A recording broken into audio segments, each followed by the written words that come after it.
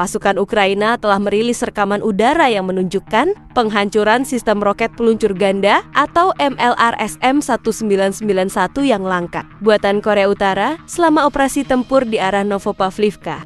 Serangan yang dilakukan oleh batalion elitre tersebut mengakibatkan hancurnya peluncur secara total dan ledakan sekunder yang dipicu oleh serangan langsung pesawat tanpa awak.